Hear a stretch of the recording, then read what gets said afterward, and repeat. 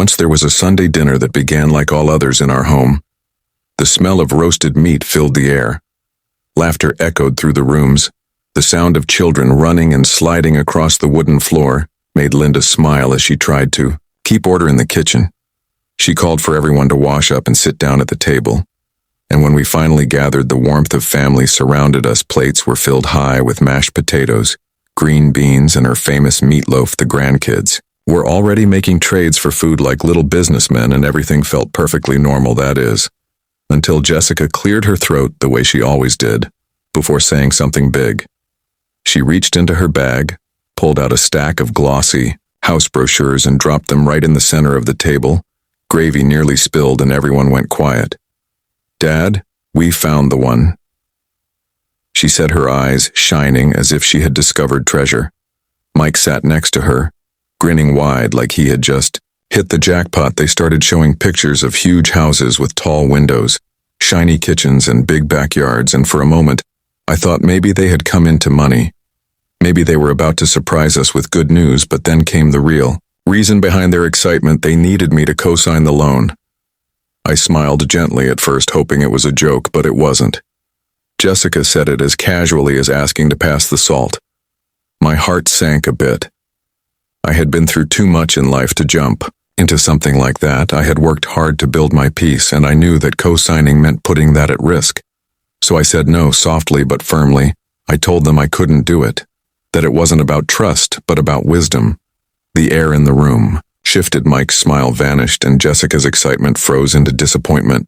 He started to argue, trying to explain how everything was ready, how they just needed my signature. He waved his hands in frustration, and then it happened, a blur of movement.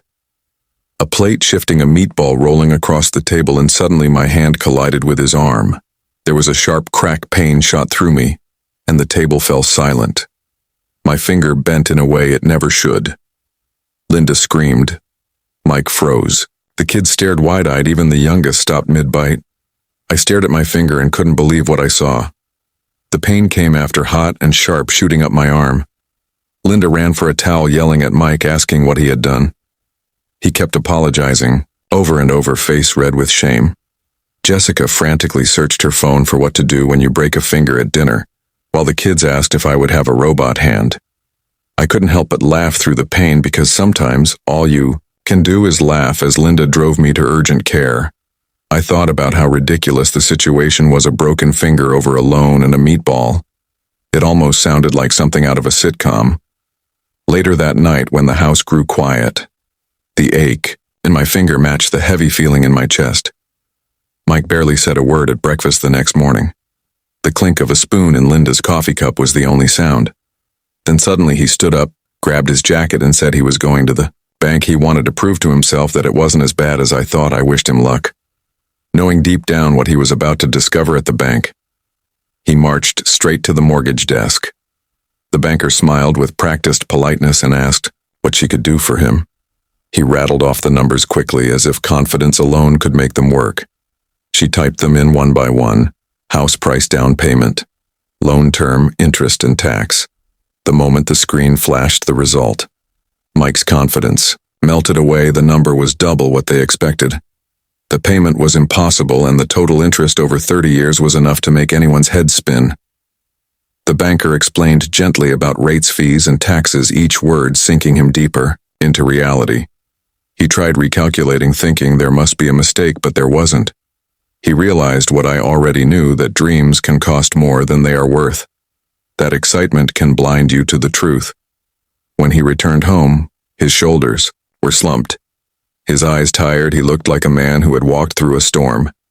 Jessica followed behind him, her face pale and her energy gone. They stood there in silence for a moment before Mike finally said, "Dad, I'm sorry." His voice was small, filled with regret. "I shouldn't have pushed you. I shouldn't have gotten angry, and I definitely shouldn't have broken your finger." Jessica stepped forward and said she was sorry too, that she had gotten carried away by the dream of the perfect house. I could see the sincerity in their faces. I motioned for them to sit down. We all gathered in the living room. No meatballs this time. Linda sat beside me, calm and kind. I told them that I understood the desire to give their family something special, but sometimes wanting isn't enough. You need to be ready too. I told them that banks don't care about love or dreams, they care about money. Mike nodded, understanding. Now Jessica admitted that she had been comparing their lives to what she saw online, everyone else with big homes and new cars, and she felt like they were falling behind. I smiled sadly, because I knew that feeling all too well. When Linda and I were young, we thought our first little house was a palace. It turned out to be a leaky old place with raccoons in the attic, but we made it work. Not because it was easy, but because we did it together. We didn't bite off more than we could chew. Linda smiled at that, remembering the nights we spent patching holes and laughing through exhaustion. She told them, "It's okay to wait, to build slowly, to choose wisely, because sometimes patience brings better things." They both nodded, eyes full of understanding and a little bit of relief. The tension faded. Laughter returned. Slowly, Mike joked about my bionic finger. Jessica promised to bake cookies as an apology. We ended that night not with anger, but with warmth, realizing that what mattered most wasn't a dream house, but the home we already had. The next few weeks became a new chapter in our family. Mike and Jessica came over with their bills and income papers. We spread everything across the table and started working on a real plan. No fancy houses, no shortcuts, just honest math and teamwork. We listed every expense from groceries to streaming services and found places to save. It wasn't easy. There were a few tense moments when they saw where their money really went, but they faced it together.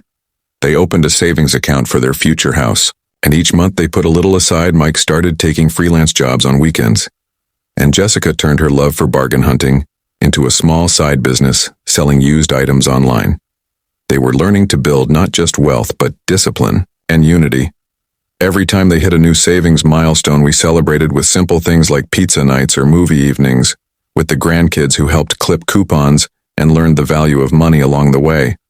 Our dinners became lighter again, filled with stories, laughter, and warmth. I watched as Mike became more patient, Jessica more thoughtful, and together they became stronger as partners. One evening over coffee, Mike looked at me and said, "Dad, maybe this was a blessing in disguise." I smiled because he was right. Sometimes the things we think are setbacks are just lessons in disguise. They learned that a house doesn't define success, that love is not measured in walls or rooms, but in patience and resilience. As the months went by, they saved more than they ever thought possible. Their dream slowly shifting into something real but grounded. They talked about finding a smaller home, one they could truly afford, one they could fill with laughter instead of debt. Linda and I helped them where we could, offering advice, sharing old stories of our own struggles, teaching the lessons we once learned the hard way. My finger healed, though it remained a bit crooked. A funny reminder of that wild Sunday dinner. Every time I looked at it, I smiled, remembering how something painful turned into something powerful, a turning point for all of us. The kids started joking that Grandpa's magic finger brought good luck, and maybe in a way it did, because it healed more than bone. It healed the small cracks that had formed between us. One evening as the sun set, Mike and Jessica came over holding a small framed photo.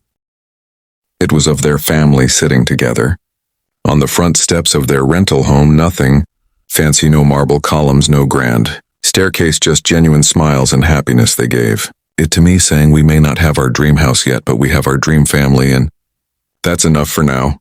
Linda teared up, and I felt a swell of pride, because they had grown wiser, stronger, and more united than ever before. Life continued with new lessons, new laughter, and the quiet peace that comes when you realize what truly matters: family, resilience, love, and the strength to learn from mistakes. Someday they would buy that house, not because of impulse or comparison, but because they earned it together. And when that day comes, I'll stand beside them, proud, knowing that every step, every sacrifice, and even that broken finger led us here, to a place where we all finally understood that home is not something you buy, it's something you build with patience, faith, and love.